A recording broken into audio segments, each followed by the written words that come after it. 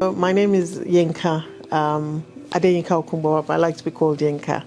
I work with backstroking therapies. I basically am the team manager for the North locality.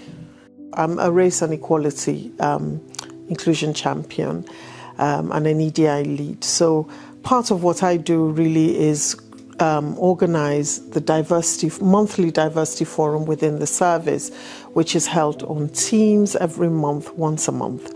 January we had Cervical Awareness Month. We've done ADHD. We've done June, I think, is the LGBTQ Pride Month. So we had something around that. November is the Islamophobia Awareness Month, for instance. To me, I think within the NHS, I find it really helpful that this sort of thing is happening because people can be themselves. People have a voice. People can feel included. I'm Paula. I'm a clinical associate psychologist. I work at Marlborough CAMHS.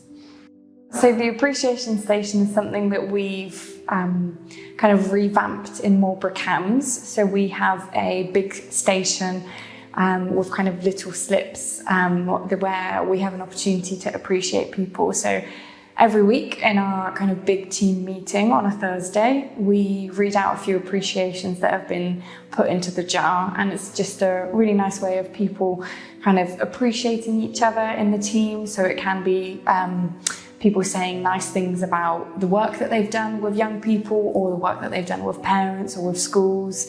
Or it could also be little things like, thank you so much for bringing in biscuits, or thank you so much for giving me a cup of tea when I was feeling really down. So the whole team gets involved and they then get read out. We also have a pin board where we pin the appreciations. It just helps the team morale, I think, especially in the job that we do. Sometimes our weeks can be incredibly stressful, and just having those 5 minutes for someone to write you something, it really does brighten your day, or make you smile, or make you giggle. And we also send a picture. We have a wellbeing group chat in Marlborough CAMHS, so we send a picture of that to those that weren't in the meeting, so that everybody can kind of see their appreciations and who's been appreciated. So I think the People Promise, since it came into place in 2021, I think it's a really good way of organisations being able to really focus on the different elements of what's important to staff and how we look after staff. Because I think if we're clear on how we're really looking after staff within those areas, the voice that counts, we work flexibly, all the different aspects of it. I think it allows us to be able to provide excellent patient care, and that's essentially what we're all here for, to be able to give excellent patient care. People are able to speak up, have that psychological safety to be able to speak up, but also know how to speak up. People Promise, absolutely, it's kind of a government target driven, isn't it? However, when you talk to people about the element, do you feel you've been looked after? Which kind of links in with the well-being? Do you feel included? Which look at we are inclusive. Those elements which are not the big corporate words, but actually they mean to people as a trust. Can people access well-being resources, for example? Can people feel they can speak up in different ways? Absolutely, because they understand what the priorities are, even though they may not understand that it's come under the banner of People Promise. And I think that's, for me, it's quite a long way we have achieved, even though it is challenging for them to say, oh, actually this is that part of that People Promise. It's a framework, I guess, isn't it? Yeah. How we work. It's not about, so I think it's about how we create that culture, and the People Promise gives us that framework to be able to look at those elements. Hi, my name's Theresa. I'm from Wallingford Community Hospital, and I'm part of the administration team who went through COVID.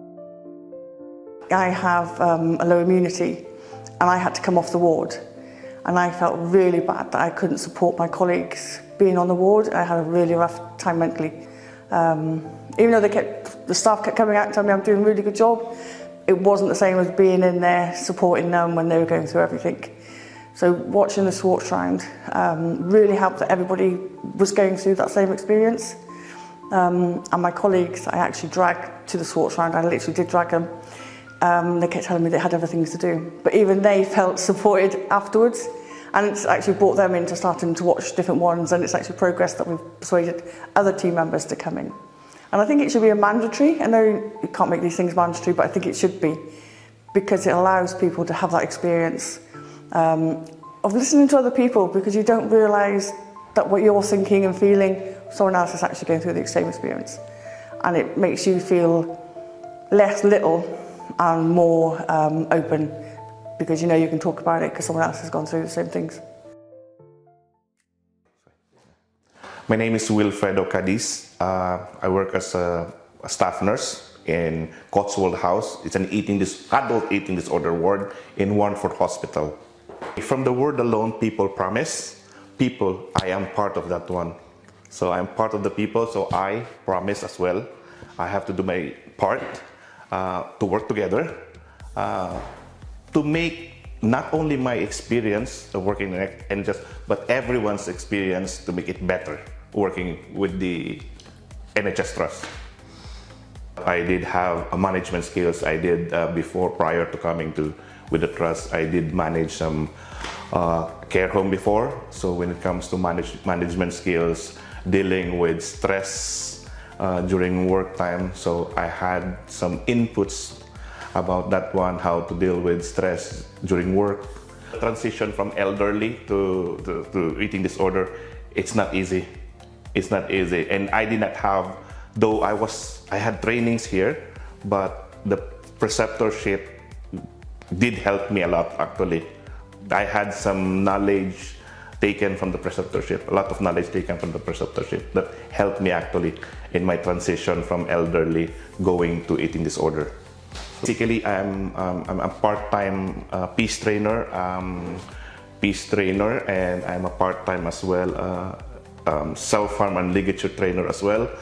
And I'm a trainer as well in a rub-down search. So those kind of things, I did not learn it from care home. I did not have that opportunity to learn it from the other works. So except here with the trust, took part of like a project for the research to create a training program like for the eating disorder, to help staff understand more about eating disorder. So my skills and knowledge are building up. I was given those opportunities that was not taken away from me. For the trust, I work in a care home. It was a diverse place as well. But here we know it's the diversity. The place is a very diverse place. But it's because of the opportunity that we are given. So those kind of things, we are sharing what we learn on the table. We are putting it on the table and sharing it. So those kind of things. So now I learned some things from different continents, different countries, different cities. So those kinds of things so that's what you do in your country. So now I know, because our patients are diverse as well. We encounter different kinds of patients. So now I'm learning, you come from this country, now I learn your culture, now I learn your what you do in your country. So those kind of things.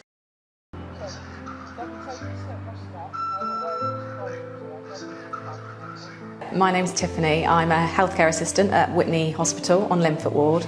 I have worked here for almost 6 years. So Linford Ward is a physical rehab ward who have generic patients, older adults, bariatric patients, plus size, and EMU patients, so a real mix. I have 2 children. My eldest is 16, pretty self-sufficient, an absolute gem. My youngest is a star, he's 12, but he's autistic. And most recently he had transferred up to secondary school and was unable to cope. I'm part-time, I work 3 days a week, but it was always quite flexible, whereas now I need a set routine, and that allows me to be able to help with something called alternative provisions, which is a way of him receiving education at home. Coming to work is like a little getaway for me. I'm very fortunate, I really enjoy my job and I love the people that I work with. And my management team are fantastic. They completely understand my needs. If we've ever had moments where we've had to make changes, they've been very on board and understanding of how they need to support me, which without them I couldn't have done it. I would have had to leave employment at the end of last year without a doubt.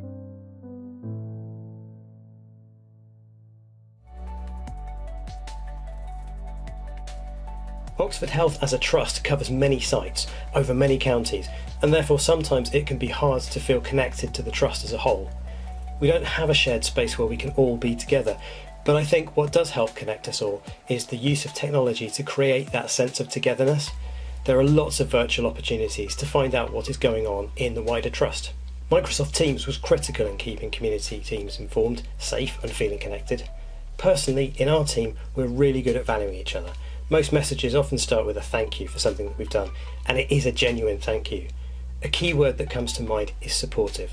We do all we can to be there for each other, work and life related. Even though we're all very different, we're all on the same page when it comes to patient care, and this helps bind us together. Another thing I value is the honesty that we have with each other. We can share the good and the not so good, challenges and triumphs, and this is something really special. We love to get together in person when we can and share food or cake. It can be quite lonely in the community, and therefore coming together, either virtually or face to face, is so important. Look at it, we spend a lot of time of our lives at work. And you know, you leave a safe environment, which is home, most times. You come here or work, even if you're working from home. And a lot of your time is spent with people other than your family, that you build a second family with, as it were, because they're your colleagues, you know. I mean, if you're not feeling safe, or you don't feel there's that, you don't feel included in things, you don't feel that your voice makes sense, counts, or that people accept who you are, then you're going to be miserable. And I think it's important with the People Promise, for instance. I think it's it's very broad. It's about all sorts of areas. But I think where it falls into what I'm interested in with EDI, for instance, is that it's important to let people's voices be heard. Let everyone feel included. Let there be equality. Let the diversity shine and show through. It's the people. It's not about the building. It's not about. It's the people actually.